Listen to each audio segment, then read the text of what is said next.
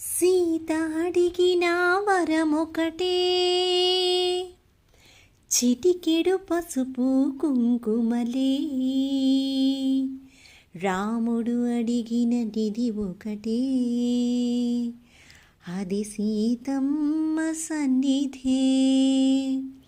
సీత అడిగిన వరమొకటే, చిటికెడు పసుపు కుంకుమలే. రాముడు అడిగిన నిధి ఒకటే, అది సీతమ్మ సన్నిధే.